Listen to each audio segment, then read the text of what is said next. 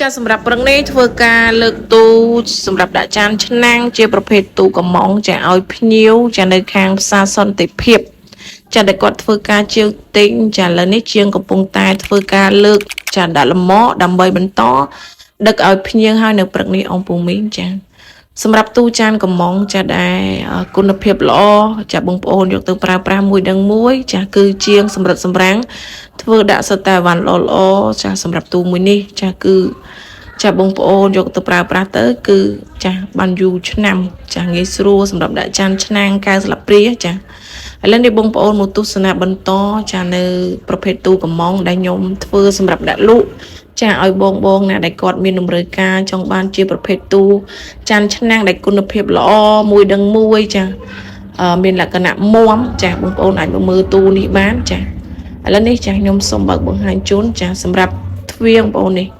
ហើយសម្រាប់តជីទ្វារគឺយើងប្រើជាខ្សែបែបនេះចាដើម្បីឲ្យទូ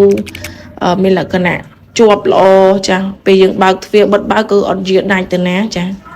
ហើយសម្រាប់ខាងនេះវិញគឺដៃស្រូបចាងាយស្រួលពេលយើងទាញពេលយើងបិទគឺវាស្រូបចូលគ្នាចិត្តល្អចាហើយថ្នាក់កញ្ចក់បងប្អូនថ្នាក់កញ្ចក់ផ្នែកខាងលើគឺកម្រាស់កញ្ចក់5លីចាគឺស្អាតមែនទែនបងប្អូនទូសម្រាប់ដាក់ចានឆ្នាំងនេះចាបើល្វែងខាងក្រោមគឺយើងប្រើជាញោមចាជាញោមកំណាត់ខ្លីៗបែបនេះចាគឺងាយស្រួលសម្រាប់ដាក់កៅចាស្លាបព្រានេះចាតាមតម្រូវការហើយចាទូមួយនេះគឺទូចានឆ្នាំងដូចគ្នាគ្រាន់តែយើងប្រើជាកញ្ចក់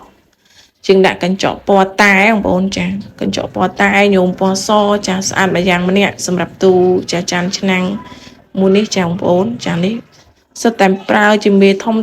ចាដើម្បីឲ្យទូមានលក្ខណៈរឹងមាំចាគឺយើងសម្រិតសម្រាំងចាដោយមេជាងគាត់ធ្វើឲ្យចាគុណភាពល្អចាដើម្បីឲ្យទូចាមានលក្ខណៈមាំគឺយើងដាក់សិតតាវ៉ាន់ល្អចាញោមក្រាស់យើងយកទៅប្រើប្រាស់គឺគាត់ស្រឡាញ់ចាពេញចិត្តអញ្ចឹងបងប្អូនចាហើយសម្រាប់អង្គពុំមេងដែលមានតម្រូវការចង់បានជាប្រភេទទូចានដែលគុណភាពល្អចាអាចតកតងមកខាងសិប្បកម្មយើងខ្ញុំបានចាហើយទូដែលខ្ញុំកំពុងតែថតបង្ហាញនេះ